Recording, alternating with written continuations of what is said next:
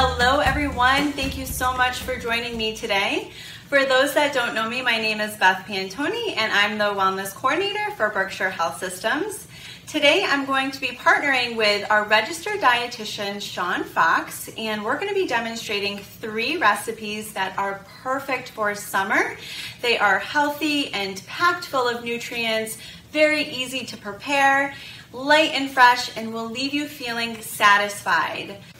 Hello everyone, my name is Shaun Fox. I'm a registered dietitian with Berkshire Health Systems, and today I'll be doing a quick voiceover while Beth demonstrates some of these recipes, going over the pros of our selection here and why they may be a little bit better of an alternative than what you're used to cooking at home during the summer. Thanks for joining us. All right, so we're going to be starting off here with an orange quinoa salad with garbanzo beans. And if you'd like to pause real quick here to look at this list of ingredients, it may make it a little bit easier on the viewing and we can walk through this together.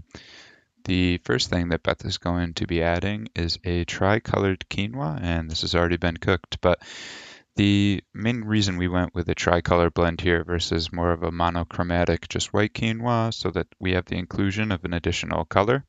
In terms of tasting the rainbow, I know Skittles beat us to that slogan there. I think that we did a pretty good job with the components of this dish. The next thing that was added were our beige spices there.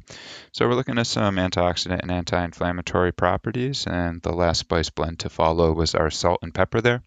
For those of you being a little bit more mindful of your sodium than others, I would recommend the addition of more citrus into this dish, as well as any herb blends that you may have around the house. Some common over-the-counter ones are a mist dash, for example. And the real good benefit of going with a quinoa versus more of a traditional white pasta here is that it is actually a complete protein. It is plant sourced, and it's a little bit higher in fiber than some of your white pasta blends, unless they also have the addition of fiber to them as well. There's a couple of good ones on the market right now. If you are browsing around the stores, I'd recommend finding one that does have greater than 5 grams of fiber per serving. So Beth has just added our citrus juice there. This really tries to help offset and cut through some of the fatty components in both the pistachios and the olive oil. Now, if we go for more of a nut-based or a fruit-based oil there, it can really help us throughout the day try and stay full for a longer period of time, as the inclusion of a fat source will help slow down some of the digestion and the passing of this food through the GI highway, so to say. Now, here's the inclusion of the olive oil, and one of the other components that I wanted to talk about was the inclusion of the garbanzo beans there, or chickpeas. So we're looking at an addition of another plant-based protein here. It would go great with some lean chicken, as we'll see shortly, but it's just another way that we're able to add a little bit more fiber and try and get it from a whole grain-based source, just like the quinoa.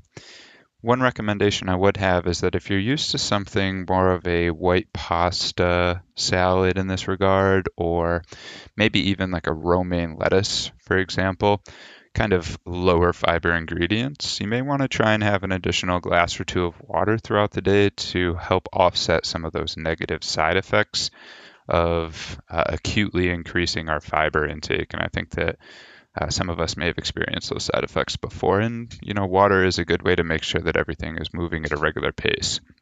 We also have the inclusion of our raisins there, and that really helps just increase the sweetness of the dish a little bit in conjunction with the orange juice. So lastly, we have our garbanzo beans that are added and mixed to combine throughout, and that's your quinoa and garbanzo bean salad. I'd recommend maybe trying to bring this instead of a white pasta or a romaine lettuce-based salad to your next cookout and see how it goes. And we'll move over to the next recipe now. All right, so next up today is a honey, ginger, lemon pepper marinade. And although we're particularly focusing on the marinade right now, I just wanted to take a brief moment to talk about the protein selection as well. The reason why we're going with more of a lean cut chicken breast here, an alternative to something like maybe chicken thighs or beef or pork, for example, is that we're trying to look at cutting down the overall amount of saturated fat that's included in the dish. And this is primarily useful for when you're grilling over an open flame. Some of that fat may actually drip onto the flame, aerosolize, and it can leave some carcinogens adhere to the outside of the meat. And I think that if you were to go for something like a fattier cut of meat, it'd be helpful to have a layer of tin foil that acts as a barrier between the protein and the open flame, and this can decrease the amount of overall liquid that's dripped down onto the coals or the wood, what have you, and it can really help you in the long run. So the reason we're focusing on making our own marinade here as well is that we're looking on cutting down the overall amount of sugar that some over-the-counter marinades usually have. And I would check around if you have one or two in your pantry at this time and look for some components of them like high fructose corn syrup, for example. But when those sugars fall over the coals at the same rate as the fats, it increases the carcinogenic properties of the meat as well. Specifically looking at cancer of the colon reduction is the primary benefit here. So we've included a more natural version of a sugar in the honey. We have our olive oil as well, in addition to some citrus coming from the lemon. If you go with a garlic, I'd just recommend not putting it in the microwave first, as garlic has a very potent chemical in it called allicin. And if it's roasted, split, etc., you're in the clear. The only problem is that it's denatured or changed when it's microwaved. But it's a really, really beneficial component of garlic when looking at both antioxidant and anti-inflammatory properties. And it's actually a result of the garlic being bruised.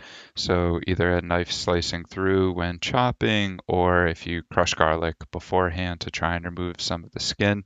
And it's aromatic as well. So here, Beth has combined all of the ingredients previously listed, and she's just going to heat them up real quick, and that's really just to try and get the sugars from the honey combined with all of the other ingredients, as well as release some of the aromatics from the garlic, which is just going to enhance the flavor profile.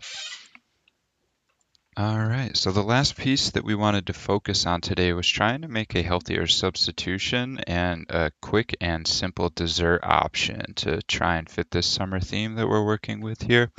Now, we decided to opt for something like a chocolate flavored hummus as an alternative to something like a ganache or something that's more milk chocolate based. And this really helps round out our flavor profile in addition to providing another plant-based ingredient. And we kind of chose the same path going with the coconut whipped cream there versus something like a whole dairy whipped cream. And we also decided for the inclusion of some fresh strawberries in terms of opting for a substitution to like a strawberry jelly or a strawberry jam. And we have Beth scooping on the coconut whipped cream right now, and that's just going to be followed up, topped with some strawberries and some lime zest over the top.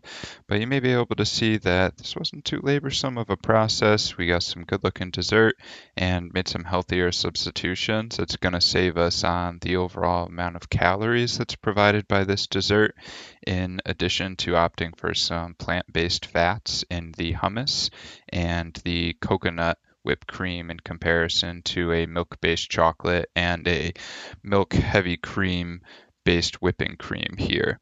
And we're going to slightly top with some zested and grated lime just to add a little bit of an additional color, and some citrus to help cut out from the additional fat in that coconut whipping cream and the chocolate hummus. I think that this recipe does a really good job in providing something that's simple, quick for a family of 4, or quick for a family of 1. So I'd like you to leave any comments down in the comment section of this video here, and I'd like to follow up with you afterwards. Take care and have a great rest of your day. Thank you so much for joining us today. It was such a pleasure having Shaun here as our guest. I hope that you decide to try these beautiful, delicious recipes. Stay tuned for more videos and have a wonderful rest of your summer. Take care. Bye-bye.